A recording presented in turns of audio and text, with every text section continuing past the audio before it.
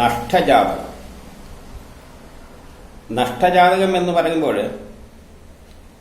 നഷ്ടപ്പെട്ട ജാതകം, അതായത് നഷ്ടപ്പെട്ടു പോവുക എന്ന് പറഞ്ഞാൽ ജാതകം കുറിക്കേണ്ട ഡീറ്റെയിൽസ് ഒന്നും പിന്നെയില്ല. അതായത് ജനന സമയവും, എവിടെയാണ്, എപ്പോഴാണ് ജനിച്ചത്, സമയം എത്രയാണ്, ഡേറ്റ് എത്രയാണ്, ഇതെല്ലാം അറിയാത്ത ആൾക്കാർ എത്രയോ ഉണ്ട്. ചിലവരൊന്നും ജനിക്കുന്ന സമയമൊന്നും കുറിച്ചു വെക്കില്ല. ചിലവർ കുറിച്ചു വെച്ചിട്ടുണ്ടെങ്കിൽ കുറെ കാലം കഴിയുമ്പോൾ മക്കൾക്കൊന്നും അറിയില്ല, ജാതകം എഴുതിയിട്ടുണ്ടാവില്ല. ഇങ്ങനെയുള്ള കേസുകൾ പലതും ഉണ്ട്.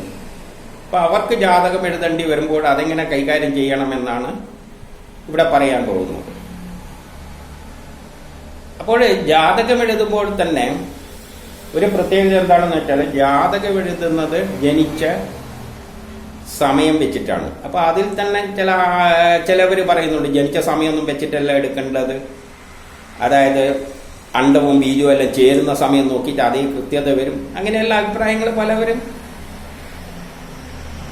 പലതരത്തിൽ പറയുന്നുണ്ട്.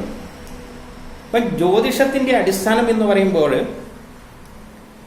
ജനിച്ച അല്ലെങ്കിൽ ഈ അണ്ടവും ബീജവും ചേരുന്ന സമയം എടുത്തിട്ട് ഗണിക്കുകയാണെങ്കിൽ കുഴപ്പമില്ല, അത് നല്ല തന്നെയായിരിക്കും ചിലപ്പോഴും. കാരണം അത് കൂടുതൽ സൂക്ഷ്മമാണല്ലോ. അല്ല, അതിന് മുമ്പിൽ ജനിപ്പിക്കാൻ തീരുമാനിക്കുന്ന ഒരു സമയമുണ്ട്. വേണമെങ്കിൽ അതും വെച്ചിട്ടാണെങ്കിൽ അതിലും കൂടുതൽ നല്ലതായിരിക്കും. അപ്പൊ അത് വെച്ചിട്ട് ഗണിക്കുന്നതിനും കുഴപ്പമൊന്നുമില്ല, ആരെങ്കിലും അത് വെച്ച് ഗണിക്കുകയാണെങ്കിൽ. പക്ഷെ ഗണിക്കുമ്പോൾ അതിന്റെ ഫലം പറയുന്ന പ്രക്രിയയിൽ വ്യത്യാസമുണ്ട്. അതും അവർ ഉണ്ടാക്കിയെടുത്തോളണം. കാരണം നമ്മുടെ ഋഷികൾ ഉണ്ടാക്കി വെച്ചിരിക്കുന്നത് ജനിച്ച സമയം വെച്ച് ജാതകം എഴുതിയിട്ട് അത് നോക്കേണ്ട വിധമാണ്. അല്ലാതെ അണ്ടവും ബീജവും ചേരുമ്പോൾ ഉള്ള സമയം വെച്ചിട്ട് നോക്കേണ്ട രീതി അവർ പറഞ്ഞു തന്നിട്ടില്ല. ഓരോന്നിനും ഓരോ രീതിയാണ്, വ്യത്യസ്തമാണ്.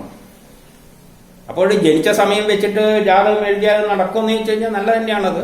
പക്ഷെ അത് നോക്കേണ്ട വിധവും ഈ ഉണ്ടാക്കുന്നവർ തന്നെ കണ്ടെത്തിക്കൊള്ളണം. അത് ഋഷികൾ പറഞ്ഞില്ല. കാരണം ഋഷികൾക്ക് അത് പ്രായോഗികമല്ല എന്ന് തോന്നി. അപ്പോൾ അവർക്ക് പ്രായോഗികമായത് ജനിച്ച സമയം വെച്ച് നോക്കുന്നതാണ്. ജനിച്ച സമയം മാത്രമല്ല, വേണമെങ്കിൽ കുട്ടീനെ എഴുത്തിനിരുത്തുന്ന ദിവസമോ നൂല് കെട്ടുന്ന ദിവസം ഇതെല്ലാം വെച്ചിട്ട് ജാതകം ഉണ്ടാക്കാം, കുഴപ്പമൊന്നുമില്ല. അതെല്ലാം മുഹൂർത്തങ്ങളാണ്, അതിനാണ് മുഹൂർത്തം എന്ന് പറയുന്നത്. അതെല്ലാം വെച്ചിട്ട് ഉണ്ടാക്കാം. പക്ഷെ അത് ഉണ്ടാക്കിക്കഴിഞ്ഞാൽ ആ ജാതകം നോക്കേണ്ട വിധവും എങ്ങനെയാണെന്ന് ആ ഉണ്ടാക്കുന്നവർ തന്നെ കണ്ടെത്തിക്കൊള്ളണം. അല്ലാതെ ഈ വഴി വെച്ചിട്ട് നോക്കാൻ പറ്റില്ല. ഇന്ന് ജാതകം നോക്കുന്ന ആ വഴിയിലൂടെ നോക്കാൻ പറ്റില്ല. അപ്പൊ എങ്ങനെയുണ്ടാക്കാം? അതാണ് പ്രശ്നം എന്ന് പറയുന്നത്. ഒരാൾ ഒരു പ്രശ്നം ഉണ്ടാകുമ്പോൾ ആ പ്രശ്നം വെച്ചിട്ടും ഫലം പറയാം. ഒരാൾക്കൊരു പ്രശ്നം ഉണ്ടാകുമ്പോൾ അയാൾ ജ്യോത്സ്യരെടുത്ത് വരുമ്പോൾ അപ്പോഴും ഫലം പറഞ്ഞു കൊടുക്കുന്നുണ്ട്. ആ പ്രശ്നം അയാൾ വരുന്ന സമയം നോക്കിയിട്ടാണ് പ്രശ്നത്തിൽ. അത് മുഹൂർത്തമാണ്. ജനിക്കുന്ന ഒരു മുഹൂർത്തമാണ്, അണ്ടവും ബീജവും എല്ലാം കൂടുന്ന ഒരു മുഹൂർത്തമാണ്, കല്യാണം ഒരു മുഹൂർത്തമാണ്. ഏത് വെച്ചിട്ടും നമുക്ക് എന്തും ഉണ്ടാക്കാം. അപ്പൊ ആ തത്വപ്രകാരം മുഹൂർത്തം വെച്ചുകൊണ്ട്, അല്ലെങ്കിൽ ഒരു ജ്യോത്സ്യരെടുത്ത് ഒരു പ്രശ്നവുമായിട്ട് വരുന്ന സമയം വെച്ച്, അതിനാണ് പ്രശ്നം എന്ന് പറയുന്നത്. ഈ ജാതകം നോക്കുന്ന ഒരു പ്രശ്നം തന്നെയാണ്. ഒരു കുട്ടി ജനിക്കുമ്പോൾ അവന്റെ ഭാവി എന്തെല്ലാമാണെന്ന് അറിയാനുള്ള ആകാംക്ഷ, അതാണ് അപ്പുറത്തെ പ്രശ്നം. അത് വെച്ചിട്ടാണ് ജാതകം എഴുതുന്നത്. അപ്പൊ അതറിയില്ലെങ്കിൽ പ്രശ്നം വെച്ചുകൊണ്ട് തന്നെ ജാതകം ഉണ്ടാക്കാം. പക്ഷെ ജാതകം ഉണ്ടാക്കിയാലും വേറൊരു കാര്യമുണ്ട്. ആ ജാതകം ഉണ്ടാക്കുമ്പോൾ അത് നോക്കേണ്ട വിധവും പറയണം. വേറൊരു നോക്കേണ്ട വിധം പറഞ്ഞാൽ കുറച്ച് കൺഫ്യൂഷൻ ആവും. അതുകൊണ്ട് അവർ എന്ത് ചെയ്തു, ഇന്നത്തെ ജാതകം നോക്കുന്ന പ്രക്രിയയിൽ തന്നെ നോക്കാൻ പറ്റുന്ന ഒരു ജാതകം ഉണ്ടാക്കണം പ്രശ്നം വെച്ചിട്ട്. പക്ഷെ ആ ജാതകവും ഇതും തമ്മിൽ വ്യത്യാസമുണ്ട്. കാരണം സാധാരണ ജാതകം എന്ന് പറഞ്ഞാൽ ജനിച്ച സമയാടിസ്ഥാനമാക്കിയാണ്. അപ്പോഴത്തെ നക്ഷത്രം ഒരു പ്രത്യേക നക്ഷത്രമാണ്, അതിന്റെ അടിസ്ഥാനത്തിൽ ആ ഫലം പറയേണ്ടത്. പക്ഷെ ഇപ്പോഴത്തെ ജാതകവും അതിൻ്റെ പോലെ തന്നെയാണ് നോക്കുന്നുണ്ടെങ്കിലും അവിടെ ജനിച്ച സ്ഥലത്തിനൊരു പ്രത്യേകത വരുന്നുണ്ട്. കാരണം പ്രശ്നം നോക്കുന്ന ആളെ ആ സ്ഥലത്തെ വെച്ചുകൊണ്ടാണ് പ്രശ്നം നോക്കുക. അല്ലാതെ ജനിച്ച ജാതകം വെക്കുന്നത് ജനിച്ച സ്ഥലം വെച്ചിട്ടാണ്. ഇവിടെ പ്രശ്നക്കാരൻ്റെ അടുത്ത് വരുന്ന ആ പ്രശ്ന സ്ഥലം വെച്ചുകൊണ്ടാണ് അവർ നോക്കുന്നത്, അല്ലെ ജാതകം ഉണ്ടാക്കുന്നത്. അപ്പോൾ ഒരു ചെറിയ ലഗ്നത്തിൽ ഒരു ചെറിയ പ്രശ്നം വരും. കാരണം അമേരിക്കയിലുള്ള ഒരാള് ജ്യോതിഷത്തിന്റെ നഷ്ടജാതകം ഉണ്ടാക്കാൻ വേണ്ടിയിട്ട് ജ്യോത്സ്യരെടുത്ത് ഇവിടെ കേരളത്തിലെ ജ്യോത്സ്യരെടുത്ത് വരുമ്പോൾ അയാൾ ആ കേരളത്തിലെ അയാൾ ഇരിക്കുന്ന സ്ഥലത്തിന്റെ അടിസ്ഥാനത്തിലാണ് ഉണ്ടാക്കുന്നത്. ആ ലഗ്നം ആയിരിക്കില്ല. ഇപ്പൊ ജനിച്ച സമയമെല്ലാം പറഞ്ഞു കൊടുത്തിരിക്കും. പക്ഷെ അത് ഇന്ത്യൻ സ്റ്റാൻഡേർഡ് ടൈമാണ്. ഇവിടെ വെച്ച് നോക്കുമ്പോൾ അമേരിക്കയിൽ ജ്യോത്സ്യർ അമേരിക്ക പോയി അവിടെ ഉണ്ടാക്കുന്നത് അവിടുത്തെ ടൈം വെച്ചിട്ടാണ് നോക്കുന്നത്. പക്ഷെ ജാതകം എഴുതുന്നത് ജനിച്ച സമയം സ്ഥലവും എവിടെയാണോ അവിടെ തന്നെ കണക്ക് വെച്ചിട്ടാണ് കിട്ടുന്നത്. അപ്പൊ ആ ലഗ്നത്തിൽ ചെറിയ വ്യത്യാസം വരുന്നുണ്ട്. ഫലം പറയുന്ന രീതിയെല്ലാം ഒന്ന് തന്നെയാണ്. പക്ഷെ ഇവിടെ ലഗ്നത്തിൽ ഒരു ചെറിയ പ്രശ്നം വരുന്നത് വ്യത്യാസം വരുന്നത് കൊണ്ടാണ്. ഫലം പറയുന്നതിലൊന്നും ഒരു വ്യത്യാസമില്ല. പക്ഷെ ലഗ്നം ജ്യോത്സ്യർ ഇരിക്കുന്ന സ്ഥലം വെച്ചാണ് എഴുതുന്നത്. അല്ലെങ്കിൽ ജ്യോത്സ്യർ എന്ത് വേണം? ആ ജനിച്ച സ്ഥലത്തെ ഡീറ്റെയിൽ എടുത്തുകൊണ്ട് ഉണ്ടാക്കേണ്ടി വരും. പ്രശ്നം അവിടെ അയാൾ ഇരുന്നു കൊണ്ട് നോക്കുന്ന മാതിരി എടുക്കേണ്ടി വരും. അപ്പൊ അങ്ങനെയുള്ളൊരു വശമല്ല അതിൻ്റെ അകത്ത് വരുന്നത് കൊണ്ടാണ് സാധാരണ നിലയിൽ ഇപ്പം പറഞ്ഞിരിക്കുന്നത് ജ്യോത്സ്യര് എവിടെയാണ് ഇരിക്കുന്നത് എല്ലാവരും അവിടെ വരികയാണ്, അല്ലാതെ ജനിച്ച സ്ഥലത്ത് പോവുകയല്ല. അപ്പൊ അവിടെ ലഗ്നം എന്നത് മാറുന്നുണ്ട്. ബാക്കി ഗ്രഹങ്ങളെയൊന്നും വലിയ വ്യത്യാസമൊന്നുമില്ല, അതെല്ലാം അതേപോലെ തന്നെയായിരിക്കും. പക്ഷെ ലഗ്നം വരുന്നതിൽ ആ ലഗ്നം വെച്ചാണ് ഫലം പറയുന്ന രീതിയാണ് പറഞ്ഞിരിക്കുന്നത്. അതുകൊണ്ടാണ് അതിന് നഷ്ടജാതകം എന്ന് പറഞ്ഞത്. അല്ലെങ്കിൽ അതിന്റെ ആവശ്യമൊന്നുമില്ല, സാധാരണ ജാതകം എന്നും പറഞ്ഞങ്ങ് കൊടുത്താൽ മതിയായിരുന്നു. അപ്പൊ നഷ്ടജാതകവും സാധാരണ ജാതകവും തമ്മിൽ ഒരു ചെറിയ ലഗ്നത്തിന്റെ കാര്യത്തിലെല്ലാം ഒരു ചെറിയ വ്യത്യാസമുണ്ട്. പക്ഷെ ഫലം പറയുന്നതിന് ജാതകമായി തന്നെ എടുക്കാം. പക്ഷെ ജനിച്ചത് എവിടെ വെച്ചാണ് പ്രശ്നം പറയുന്നത്, എവിടത്തിന്റെ അടിസ്ഥാനമാക്കിയാണോ പ്രശ്നം കണക്കാക്കുന്നത്, അത് വെച്ചിട്ട് ആ സ്ഥലത്തിന്റെ അടിസ്ഥാനത്തിലാണ്, അവിടുത്തെ സമയത്തിന്റെ അടിസ്ഥാനത്തിലാണ് പ്രശ്നം എടുക്കുന്നത്. അപ്പൊ ആ ഒരു വ്യത്യാസമുള്ളതുകൊണ്ടാണ് നഷ്ടജാതകം എന്ന് പറയുന്നത്. അപ്പൊ നഷ്ടജാതകം എഴുതിക്കഴിഞ്ഞാൽ അതിൽ പറയുന്ന അനുസരിച്ച് തന്നെ സാധാരണ നിലയിൽ തന്നെ അതിനെ കൈകാര്യം ചെയ്യാം, വേറെ പ്രശ്നമൊന്നുമില്ല. പക്ഷെ അതിൽ കയറി മാറ്റം വരുത്താനും ലഗ്നം മാറ്റാനൊന്നും സാധാരണ കമ്പ്യൂട്ടറിൽ അടിച്ചിട്ട് ഗ്രഹങ്ങളെയെല്ലാം കുഴപ്പമൊന്നുമില്ല. പക്ഷെ ലഗ്നം തെറ്റിക്കിടക്കുകയാണ്, ഇത് എഴുതിയിരിക്കുന്ന ലഗ്നം തെറ്റാണെന്നൊന്നും കയറി വേറെ ജ്യോത്സ്യന്മാർ പറഞ്ഞു പോയാൽ അത് കുഴപ്പമാവും. കാരണം ഇത് നഷ്ടജാതകമാണ്. നഷ്ടജാതകം പ്രശ്നത്തിന്റെ അടിസ്ഥാനത്തിലാണ്. പ്രശ്നം എവിടെ വെച്ചാണോ നടത്തുന്നത് അവിടുത്തെ സ്ഥലത്തിന്റെ അടിസ്ഥാനത്തിലാണ് അത് എടുക്കുന്നത്. അതിന്റെ വെച്ച് തന്നെ ഫലം പറയാനുള്ള രീതിയാണ് ഇവിടെ നഷ്ടജാതകത്തിൽ പറയുന്നത്. അപ്പൊ അത് രീതി മറ്റേ രീതി തന്നെയാണ്. സാധാരണ ജാതകം നോക്കുക. അപ്പൊ സാധാരണ ജാതകം പോലെ തന്നെ അതിനെ കൈകാര്യം ചെയ്യാം. പക്ഷെ അതിൽ മാറ്റങ്ങൾ വരുത്താനൊന്നും ശ്രമിക്കരുത്. കാരണം അത് വേറൊരു രീതിയിൽ കണ്ടെത്തിയതാണ്. പക്ഷെ ജാതകം ജനിച്ച സമയം ഇതെല്ലാം അത് തന്നെയായിരിക്കും. ഒരാളുടെ ജാതകം ഇല്ലാത്തവർക്ക് ജാതകം എഴുതുന്നതിന് നഷ്ടജാതകം വഴി പറഞ്ഞിട്ടുണ്ട്. അത് വെച്ചിട്ട് ജാതകം എഴുതാം. എല്ലാ കാര്യങ്ങളും പഴയതും വരാൻ പോകുന്നതും എല്ലാം അതിൻ്റെ വെച്ച് സാധാരണ ജാതകം പോലെ തന്നെ നോക്കാം. ഏത് ജ്യോത്സ്യരെടുത്തും കൊണ്ടുപോയിട്ട് എന്തിനും ഉപയോഗിക്കാം. പക്ഷേ അതിൻ്റെ അകത്തുള്ള ഗണനയിൽ ഗ്രഹങ്ങളൊന്നും വലിയ പ്രശ്നമൊന്നും വരാൻ പോകുന്നില്ല. പക്ഷേ ലഗ്നത്തിൽ ഫലം പറയുന്ന ലഗ്നത്തിനൊരു പ്രത്യേകതയുണ്ട്. അത് സാധാരണ ജാതകത്തിൽ നിന്ന് വേറൊരു രീതിയിൽ കണ്ടെത്തിയതാണ്. അതുകൊണ്ട് അതും ആ ലഗ്നം വ്യത്യാസമുണ്ട് എന്നതിലൊന്നും കയറി പിടിച്ചേക്കരുത്.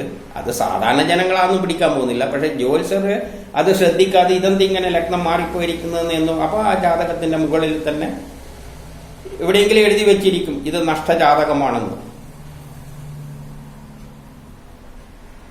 അപ്പോൾ അല്ലെങ്കിൽ ആ ജനിച്ച സ്ഥലത്തിന്റെ വെച്ചുകൊണ്ട് തന്നെ ഗണിക്കാവുന്നതേ ഉള്ളൂ. അതും അങ്ങനെ തന്നെ ജ്യോത്സ്യർ അവിടെ ഇരിക്കുന്നതായിട്ട് സങ്കല്പിച്ചുകൊണ്ട് നഷ്ടജാതകം ഉണ്ടാക്കാം, പ്രശ്നമൊന്നുമില്ല. പക്ഷെ അതെല്ലാം നല്ലൊരു ധാരണ വെച്ച് തന്നെ ഗണിച്ചിട്ട് അതവിടെ വ്യക്തമായിട്ട് പറയും വേണം ഇന്ന അടിസ്ഥാനത്തിലാണ് എഴുതിയിരിക്കുന്നത്. അപ്പോൾ നഷ്ടജാതകം ഉണ്ടാക്കാൻ ഉള്ള വഴിയാണ് വേദത്തിലല്ല ഋഷികൾ പറഞ്ഞു തന്നിട്ടുണ്ട്. മറ്റുള്ള ജാതകത്തിന്റെ കൂടെ തന്നെ നഷ്ടപ്പെട്ടു പോയാൽ എന്ത് ചെയ്യണമെന്നും പറഞ്ഞു തന്നിട്ടുണ്ട്. അതിനാണ് നഷ്ടജാതകം എന്ന് പറയുന്നത്. അത് അവിടെ ചെയ്യുന്ന എന്താണെന്ന് വെച്ചാൽ വളരെ ലളിതമായ ഒരു രീതിയിൽ, ലളിതമൊന്നുമല്ല, എന്നാലും ഒരു പ്രത്യേക രീതിയിൽ ജനിച്ച സമയവും ജനിച്ച ഡേറ്റും, അതായത് ജനിച്ച വർഷം, മാസം, ദിവസം, സമയം, ഇതെല്ലാം മനസ്സിലാക്കാൻ ശ്രമിക്കുകയാണ്. അതിന് ചെയ്യുന്ന എന്താണെന്ന് വെച്ചാൽ, വരുന്ന ആള് വന്നിട്ട് പറയുകയാണ് എൻ്റെ ജാതകമൊന്നുമില്ല, എനിക്കൊന്ന് ഉണ്ടാക്കിത്തരണം എന്ന് പറയുമ്പോൾ അയാളുടെ ഒരു പ്രശ്നമാണ്. ആ പ്രശ്നത്തിനാണ് ഉത്തരം കണ്ടെത്താൻ ശ്രമിക്കുന്നത്. അപ്പൊ അതൊരു പ്രശ്നത്തിന്റെ ഒരു പ്രത്യേകത എന്താണെന്ന് വെച്ചാൽ, പ്രശ്നം ശരിയായ പ്രശ്നം തന്നെ ആയിരിക്കണം. അല്ലാതെ ജ്യോത്സ്യരെ പരിശോധിക്കാൻ വേണ്ടിയിട്ട് എന്തെങ്കിലും ആയിട്ട് വന്നു കഴിഞ്ഞാൽ പ്രശ്നമാവില്ല. അത് പ്രശ്നം ഉണ്ടായിരിക്കണം, എങ്കിലേ ഫലം തൃപ്തികരമായുള്ളൂ. ഉദാഹരണമായിട്ട് ഒരു ഡോക്ടറെ അടുത്ത് പോകുമ്പോൾ ഒരു രോഗമുണ്ടാകണം. വയറുവേദനയാണെങ്കിൽ വയറുവേദനയുള്ള സമയത്ത് ഡോക്ടറെ അടുത്ത് പോയാലേ പിടിച്ചു നോക്കിക്കഴിഞ്ഞാൽ അയാൾക്കെല്ലാം പരിശോധിച്ച് കഴിഞ്ഞാൽ കണ്ടെത്താൻ പറ്റുകയുള്ളൂ. അല്ലാതെ ഡോക്ടറെ പറ്റിക്കാൻ വേണ്ടിയിട്ട് ഡോക്ടറെ എനിക്ക് വയറുവേദന എന്നും പറഞ്ഞ് ചെന്ന് കഴിഞ്ഞാൽ ഡോക്ടർ പരിശോധിക്കുമ്പോൾ ഒന്നും കാണില്ല. പക്ഷെ എന്നാലും വയറുവേദന എന്ന് പറയുമ്പോൾ ഡോക്ടർക്ക് എന്ത് ചെയ്യും, ഒരു ആകെ കൺഫ്യൂഷനായിരിക്കും. പിന്നെ എന്തെങ്കിലും മരുന്ന് കൊടുക്കും. മരുന്ന് കൊടുക്കുമ്പോൾ പിന്നെ മുഖത്ത് നോക്കിയിട്ട് നീ എന്ത് ഡോക്ടറാണ്, എനിക്കൊരു വേദനയില്ല, പിന്നെ എന്തിനാ ഈ മരുന്ന് തന്നിനെന്നെല്ലാം ചോദിച്ചു കഴിഞ്ഞാൽ ഡോക്ടർ കുടുങ്ങിപ്പോകും. അതുകൊണ്ട് പരീക്ഷിക്കാൻ വേണ്ടിയിട്ട് എന്തും ചെയ്യാം, പക്ഷെ അതിൽ ഫലമൊന്നും ഉണ്ടാകില്ല. ആ കഥ തന്നെയാണ് പണ്ട് മഹാഭാരതത്തിൽ, പുരാണങ്ങളിൽ ഒരു കഥ പറഞ്ഞിട്ടുണ്ട്. എന്ത്, യാദവര് കുറച്ച് ഋഷികളെടുത്ത് ഒരുത്തനെ കയറിയിട്ട് വയറിൽ കുറെ ഇതെല്ലാം വളക്കെല്ലാം വെച്ച് കെട്ടിയിട്ട് ഈ കുട്ടി, ജനിക്കുന്ന കുട്ടി ഇവള് ഗർഭവതിയാണ്, ജനിക്കുന്ന കുട്ടി ആണാണോ പെണ്ണാണോ എന്നെല്ലാം ചോദിച്ച മാതിരിയാണ്. അതുമാതിരി പരിഹസിക്കാൻ വേണ്ടിയിട്ടാണ്. അല്ലെങ്കിൽ ചിലവർക്ക് തോന്നും ജ്യോത്സ്യരെ കാണുമ്പോൾ എന്നാ ഒന്ന് പ്രശ്നം നോക്കിക്കളയാന്ന്. അത് പറഞ്ഞുകൊണ്ടൊന്നും അങ്ങനെ നോക്കിയോണ്ടൊന്നും ഉത്തരം കിട്ടാൻ പോകുന്നില്ല. പ്രശ്നം ഉള്ളവരെ ഓടിച്ചെന്നില്ലാണ്. ഏതുപോലെ ഡോക്ടറെ അടുത്ത് രോഗി പോകുന്നത് പോലെ. ഒരു ഡോക്ടറെ കാണുമ്പോൾ എന്നാ പിന്നെ ഒന്ന് പരിശോധിച്ച് കളയാന്ന് പറഞ്ഞാൽ ആ ഡോക്ടറെ എന്നെ ഒന്ന് പരിശോധിച്ചിട്ട് എനിക്കെന്താ രോഗം എന്തെങ്കിലും ഉണ്ടോ എന്ന് ചോദിച്ചു കഴിഞ്ഞാൽ ഡോക്ടർ എന്താ പറയാനാണ്? രോഗം ഉള്ളവരെ ചെന്നാലല്ലേ പറയാൻ പറ്റൂ. അതുപോലെ തന്നെ പ്രശ്നം ഉണ്ടാകുമ്പോൾ ചെന്നാലും മാത്രമേ പ്രശ്നത്തിനുള്ള ഉത്തരം കിട്ടുള്ളൂ. അല്ലെങ്കിൽ എന്തെങ്കിലും എല്ലാം പറഞ്ഞ് തടിയൂ. അതുകൊണ്ട് പ്രശ്നമുള്ള അങ്ങനെ ഒരു പ്രശ്നം ഒരു ജാതകം ഉണ്ടാക്കിയേ പറ്റൂ, അതിനൊരു ജ്യോത്സ്യരെടുത്ത് പോയി ഉണ്ടാക്കിയേ പറ്റൂ എന്നുള്ള ഒരു ആഗ്രഹത്തോടു കൂടി കയറി ചെല്ലുമ്പോഴുള്ള ആ സമയത്തിന്, അത് ആ ഗ്രഹങ്ങളാണ് അദ്ദേഹത്തെ ഓടിക്കുന്നത്. ആ സമയത്ത് നോക്കിയിട്ടുള്ള ആ മുഹൂർത്തം, അതിനാണ് മുഹൂർത്തം അല്ലേ എന്നെല്ലാം പറയുന്നത്. ആ മുഹൂർത്തത്തിൽ ആ പ്രശ്നം ജനിക്കുന്ന ഒരു സമയമാണ്. അത് ജനനസമയമായിക്കൊണ്ട് ആ സമയത്തിന്റെ അടിസ്ഥാനമാക്കിയിട്ട് കുട്ടി ജനിച്ച മാസം ആദ്യം കണ്ടെത്തുകയാണ്. അതായത് 12 മാസത്തിലല്ലേ മേടം ഇങ്ങനെ 12 മാസത്തിലേതിലും ഒന്നിലാണല്ലോ ജനിക്കുക. ആ ചോദിക്കുന്ന സമയം അടിസ്ഥാനമാക്കിയിട്ട് 6 എടുത്തങ്ങ് കളയും. 12 6 മാസങ്ങൾ എടുത്ത് കളയും. അതായത് ഉത്തരായണമാണോ ദക്ഷിണായനത്തിലാണോ ജനിച്ചതെന്ന് ആദ്യം തീരുമാനിക്കുന്നു ആ ചോദിച്ച സമയത്തിന്റെ അടിസ്ഥാനത്തിൽ.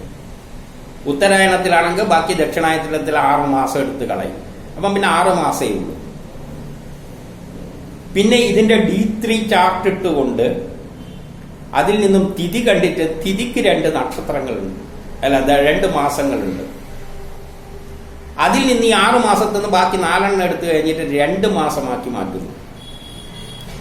പിന്നീട് ആ തിഥിയിൽ നിന്ന് തന്നെ സ്ഫുടയെല്ലാം നോക്കിക്കൊണ്ട് ആ 2ൽ ഒന്നാക്കി എടുക്കുന്നു. അങ്ങനെ ജനിച്ച മാസം, സൂര്യൻ എവിടെയാണുള്ളതെന്ന് മനസ്സിലാക്കുന്നു. അപ്പം ജനിച്ച മാസം കിട്ടി. പിന്നെ ജനിച്ച വർഷം ഏതാണെന്ന് അറിയാൻ വേണ്ടിയിട്ട് ആ ചോദിച്ച സമയത്തിന്റെ അടിസ്ഥാനത്തിൽ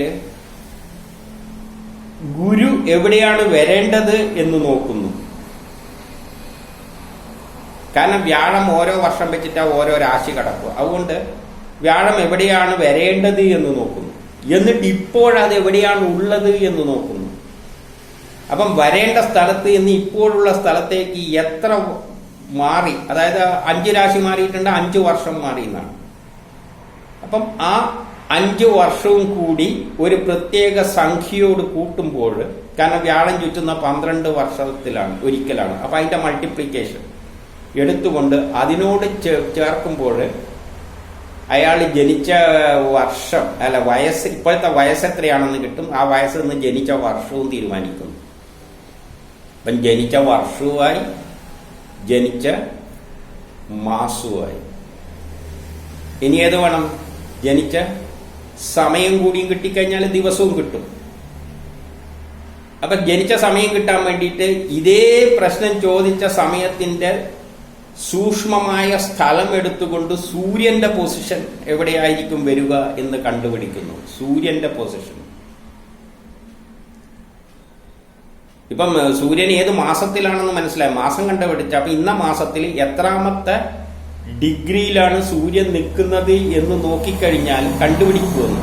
അപ്പം ഡിഗ്രി, സൂര്യന്റെ ഡിഗ്രി കണ്ടുപിടിച്ചു കഴിഞ്ഞാൽ, സൂര്യൻ നിൽക്കുന്ന സ്ഥാനം കണ്ടുപിടിച്ചു കഴിഞ്ഞാൽ കമ്പ്യൂട്ടറിൽ ആ വർഷത്തില് ആ മാസത്തില് സൂര്യൻ ഇത്ര ഡിഗ്രിയിൽ നിൽക്കണ്ടിക്കല് ഏത് സമയത്ത് ജനിക്കണമെന്ന് കമ്പ്യൂട്ടറിൽ നിന്ന് നമുക്ക് നോക്കിയ സമയം കിട്ടും. അപ്പൊ ജനിച്ച സമയം കിട്ടും. അപ്പൊ എന്തെല്ലാം കിട്ടി? ജനിച്ച സമയം കിട്ടി, വർഷം കിട്ടി, മാസം കിട്ടി. പിന്നെ എന്തേ വേണ്ടു? അല്ല, ജനിച്ച സമയം, ദിവസം ഓട്ടോമാറ്റിക്കായിട്ട് വന്നോളും. ദിവസത്തിന് പകരമാണ് സൂര്യന്റെ പൊസിഷൻ എടുത്തത്, അത് ഓട്ടോമാറ്റിക്കായിട്ട് വന്നോളും. പിന്നെ എന്താ കിട്ടി? മാസവും കിട്ടി, വർഷവും കിട്ടി. അതായത് ഡേറ്റ് ഓഫ് ബർത്ത് എല്ലാം ഉണ്ടായി കഴിഞ്ഞു. ഇനി ജാതകം എന്നതിന് വേറെ പ്രശ്നമൊന്നുമില്ല, ജാതകം എഴുതിയാൽ മതി. പിന്നെ ലഗ്നത്തിന്റെ മാത്രം ഒരു പ്രശ്നമാണ്. ലഗ്നം ആ സമയം വെച്ച് കിട്ടും.